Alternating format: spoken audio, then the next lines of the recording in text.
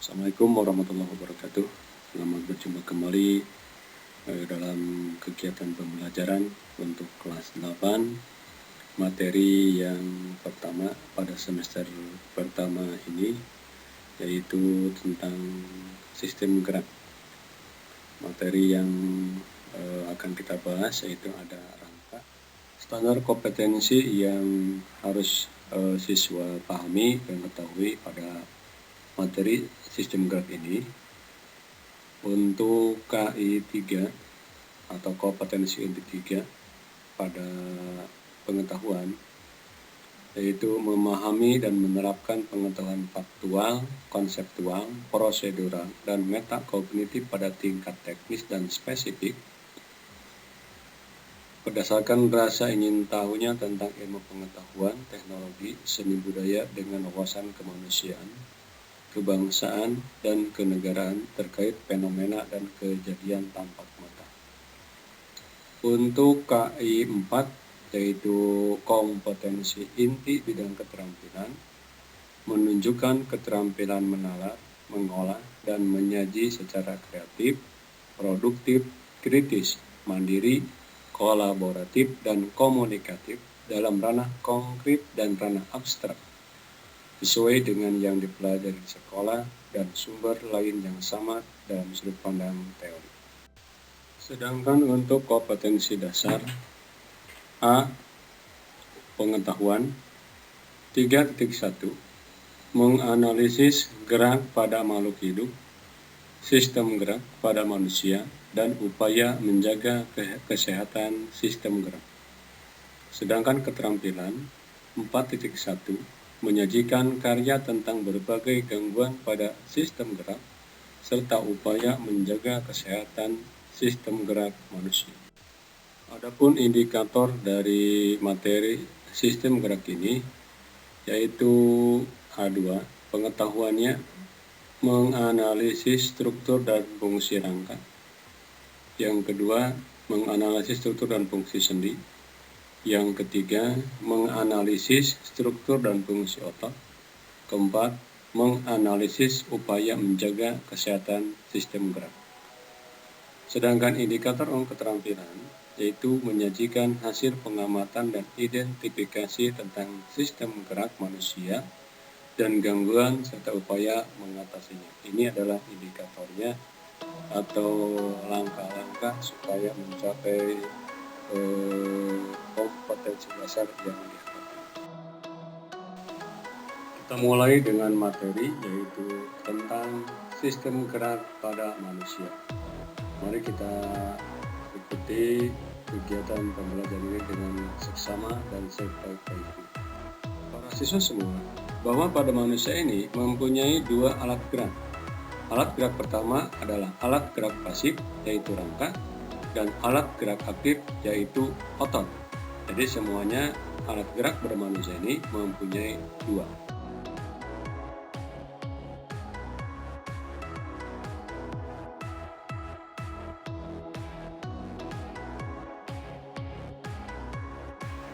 Alat gerak pertama yaitu alat gerak pasif, yaitu rangka, mempunyai fungsi.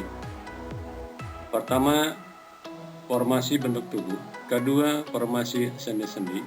Ketiga, pelekatan otot-otot. Keempat, sebagai pengungkit. Kelima, penyokong berat badan. Keenam, sebagai proteksi. Ketujuh, tempat pembentukan sel darah. Kedelapan, sebagai fungsi imunologis. Dan kesembilan, penyimpanan kalsium. Ini adalah fungsi rangka sebagai alat gerak pasif pada manusia. Jadi masing-masingnya mempunyai fungsi yang berbeda antara fungsi alat gerak pasif dan alat gerak aktif. Berikutnya, sebagai rangka manusia, kita kelompokkan bahwa rangka manusia ini terdiri dari tulang-tulang. Tulang-tulang ini terdapat berbagai macam bentuk. Kelompok tulang manusia ini mempunyai dua. Yang pertama adalah rangka aksial, yang kedua adalah rangka apendikuler. Apa itu rangka aksial dan rangka apendikuler? Ya, kita simak pembahasan berikutnya.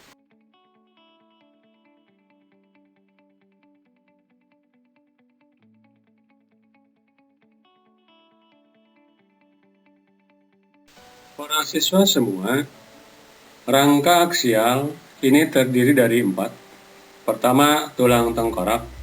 Kedua, tulang belakang. Ketiga, tulang dada. Dan keempat, tulang rusuk. Ini merupakan rangka aksial.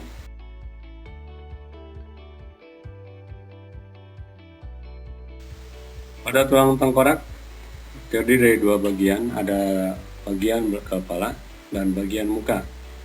Pada bagian kepala terdiri dari 2 tulang ubun-ubun, 1 tulang kepala belakang, 2 tulang baji, 2 tulang pelipis. Kemudian untuk bagian muka, 2 tulang rahang atas, 2 tulang rahang bawah, 2 tulang pipi, 2 tulang langit-langit, 2 tulang hidung, 2 tulang air mata, 1 tulang lidah, 1 tulang dahi, dan 2 tulang tapis. Ini adalah tulang-tulang yang penyusun pada tengkorak atau yang ada pada bagian kepala kita.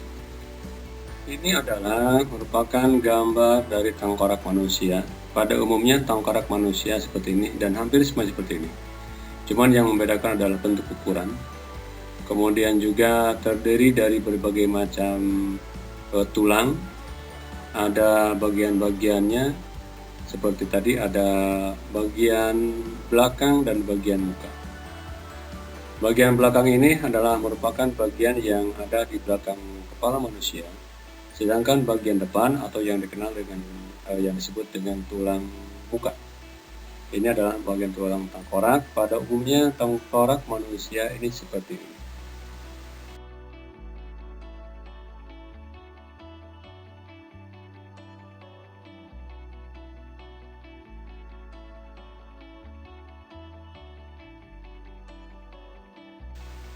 Pada tulang belakang, ini terdiri dari 7 ruas tulang leher, 12 ruas tulang punggung, 5 ruas tulang pinggang, 5 ruas tulang kelangkang, dan 4 ruas tulang ekor. Ini adalah tulang belakang yang menyusun bagian tulang belakang manusia. Para siswa yang berbahagia, ini adalah gambar dari tulang belakang manusia, di mana pada tulang belakang ini terdiri dari 7 ruas tulang leher, kemudian 12 ruas tulang punggung, 5 ruas tulang pinggang, 5 ruas tulang kelangkang, dan 4 ruas tulang ekor. Ini adalah gambar dari tulang belakang rangka manusia. Kalau pada tulang belakang gambarnya seperti tadi, memanjang dan tinggi. Kemudian kita masuk ke dalam bentuk tulang yang berikutnya, yaitu tulang dada. Tulang dada ini seperti ini, kita semua juga punya. Yang menempel pada bagian depan rangka manusia di depan. Ini adalah tulang dada, terdiri dari tulang-tulang, ada tulang rawan yang paling bawah, tulang gantung, kemudian juga ada yang paling atasnya. Ini akan menempel pada tulang rusuk atau penyambung tulang rusuk dengan tulang yang ada di belakang. Nah, bagaimana bentuknya? Kita simak penjelasan berikutnya. Ini adalah gambar tulang rusuk manusia. Gambarnya seperti ini, dan semua manusia akan mempunyainya. Yang membedakan adalah ukuran. Bagaimana ukuran ini tergantung dari besar kecilnya ukuran tubuh manusia. Pada tulang rusuk, ini terdiri dari 3 bagian. Ada 7 pasang tulang rusuk sejati, 3 pasang tulang rusuk palsu, dan 2 pasang tulang rusuk melayang. Yang dimaksud dengan tulang rusuk sejati adalah tulang yang menggabungkan antara tulang belakang dengan tulang dada. Ini akan bersatu, berhubungan langsung antara tulang belakang dan tulang depan atau tulang dada. Ini yang disebut dengan tulang rusuk sejati. Sedangkan tulang rusuk palsu adalah tulang rusuk yang menempelnya pada bagian depan tulang rusuk yang ada pada tulang rusuk sejati. Kalau dari belakangnya menempel pada tulang belakang, sedangkan pada bagian depan ini menempel pada tulang rusuk yang di atasnya. Ini yang disebut dengan tulang rusuk palsu. Sedangkan tulang rusuk melayang adalah tulang yang menempel pada bagian belakang tulang belakang, tetapi tidak menempel pada tulang bagian depan atau tulang dada. Ini adalah perbedaan antara tulang rusuk sejati, tulang rusuk palsu, dan tulang rusuk melayang. Jadi perbedaan sekali lagi, pada tulang rusuk sejati, tulang ini menempel dari tulang belakang, menempel pada tulang dada, terdiri dari 7 pasang. Sedangkan tulang rusuk palsu adalah tulang rusuk yang menempel pada tulang belakang, tetapi tidak menempel pada tulang dada. Dan pada tulang rusuk melayang adalah tulang rusuk yang menempel pada tulang dada, tapi tidak melekat pada tulang rusuk di atasnya. Para siswa yang berbahagia, kalau tadi kita bahas tentang rangka aksial, sekarang kita bahas adalah tentang rangka apendikuler. Rangka apendikuler ini terdiri dari 2. Ada tulang gerak atas, ada tulang anggota gerak bawah. Yang apa saja yang termasuk tulang gerak atas dan apa saja yang termasuk tulang gerak bawah, yuk kita ikuti penjelasan berikutnya. Para siswa semuanya, kalau pada tadi kita bahas adalah merupakan rangka aksial, sekarang kita berbicara pada rangka apendikuler. Rangka apendikuler ini terdiri dari rangka apendikuler yang pertama adalah tulang anggota gerak atas. Terdiri dari 2 tulang lengan atas, 2 tulang pengumpil, 2 tulang hasta, 2 kali 8 tulang pergelangan tangan, 2 kali 5 tulang telapak tangan, dan 2 kali 14 tulang jari. Ini adalah tulang anggota gerak atas. Coba diperhatikan, gambar ini adalah gambar jari manusia. Tangan kiri dan tangan kanan semuanya mempunyai pasangan masing-masing. Dimulai dari tangan kiri yang di sebelah kiri kita dan tangan kanan jarinya di sebelah tangan kanan kita. Mempunyai pasangan-pasangan dengan apa yang tadi disebutkan. Tulang anggota gerak bawah, 2 tulang paha, 2 tulang tempurung, 2 tulang kering, 2 tulang betis, 2 kali 7 tulang pergelangan kaki, 2 kali 5 tulang telapak kaki, 2 kali 14 tulang jari kaki, dan tulang gelang panggung. Ini adalah tulang gerak bawah yang merupakan rangka apendikuler bagian bawah. Kalau kita perhatikan gambar yang ada di tayangan ini adalah gambar dari tulang bagian panggul. Ini adalah gambarnya seperti ini, gambar tulang ekornya, kemudian panggul atau pinggul yang kita punya seperti ini bentuknya. Siswa semua, bahwa tulang yang ada pada tubuh manusia ini mempunyai berbagai macam bentuk. Ada yang disebut dengan tulang pipa panjang, ada yang disebut dengan tulang pendek, ada tulang pipih atau tulang yang tipis, dan tulang tak beraturan. Tulang pipa, kenapa disebut dengan tulang pipa? Kita lihat penjelasannya. Tulang pipa bentuknya seperti pipa panjang atau silindris. Kemudian ujungnya membulat, tersusun atas tulang rawan pada ujung atasnya. Kemudian bagian tengah bernama metapis dan berongga yang berisi sumsum tulang. Ada sumsum tulang merah pembentukan eritrosit dan sumsum tulang kuning pembentukan sel lemak. Ini yang disebut dengan tulang pipa.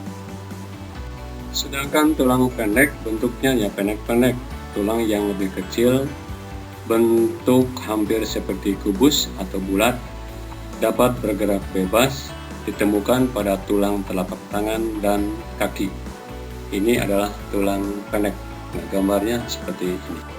Untuk tulang pipih mempunyai ciri-ciri tulangnya berbentuk lempengan pipih yang lebar, mempunyai fungsi sebagai pelindung struktur tubuh di bagian bawahnya, dan ditemukan pada tulang kepala.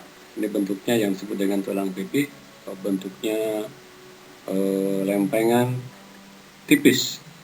Ya, pipih ini adalah tulang pipih, tulang tipis. Ini kebanyakan ditemukan di bagian kepala. Tulang berikutnya adalah tulang tak beraturan. Ternyata pada manusia juga mempunyai tulang tak beraturan. Bentuknya kompleks yang berhubungan dengan fungsi khusus. Kemudian ditemukan pada tulang rahang, ruas tulang belakang. Ini adalah tulang tak beraturan. Jadi bentuknya tak beraturan, tidak seperti tulang-tulang yang lain. Ini adalah tulang tak beraturan. Kalau sebelumnya kita bahas tentang bentuk-bentuk tulang, sekarang kita bahas tentang jenis tulang. Jenis tulang terdiri dari 1. Tulang rawan, 2. Tulang keras. Tulang rawan ini terdiri dari tulang rawan hialin, tulang rawan fibrosa, tulang rawan elastin. Sedangkan tulang keras terdiri dari sel tulang dewasa pembentuk tulang atau osteosit, dan 2 adalah matrik berisi kolagen atau mineral. Ini adalah gambar tulang yang dipotong atau barangkali yang dilihat yang diperbesar sekian kali. Dalam penjelasannya ada osteoprogenator, merupakan sel khusus yang mampu berdiferensiasi menjadi osteoblast, terdapat pada bagian luar membran atau peristem. Kemudian juga ada osteoblast, merupakan sel tulang muda yang akan membentuk astrosit. Astrosit ini adalah sel atau sel tulang dewasa. Sedangkan osteoklast merupakan sel yang berkembang dari menosis dan terdapat di sekitar permukaan tulang. Fungsi osteoklast untuk perkembangan, pemeliharaan, dan perawatan serta perbaikan tulang. Jika ketika terjadi benturan atau patah, ini yang bekerjanya adalah osteoklast. Jadi tulang yang tadinya retak, tulang yang tadinya patah dan sebagainya akan kembali utuh seperti semula. Bagaimanakah pembentukan tulang atau osifikasi? Saudara perhatikan, ini adalah gambar janin pada kandungan seorang ibu. Pada bulan kedua dalam kandungan, 1 jaringan embrional membentuk rangka yang berupa tulang rawan atau kartilago. Kartilago dirusak oleh kondroblast, sel pembentuk tulang rawan. Kemudian pada berikutnya terbentuklah rongga yang berisi osteoblast, sel berbentuk tulang keras. Kemudian osteoblast membentuk astrosit atau sel tulang keras, dan astrosit membentuk lapisan lamela dari dalam keluar. Ini adalah proses pembentukan tulang. Jadi pada proses ini terjadi dalam kandungan, di mana pada kandungan bulan kedua atau kandungan dalam masa baru menginjak bulan kedua seorang janin ada pada kandungan ibu. Ini adalah pembentukannya. Ada jaringan-jaringan tulang harus kita tahu dan harus kita pahami, dan wajib juga harus kita tahu bahwa kita di sini berdirinya tidak seperti langsung seperti ini. Ada proses-proses pembentukan tulang luar biasa.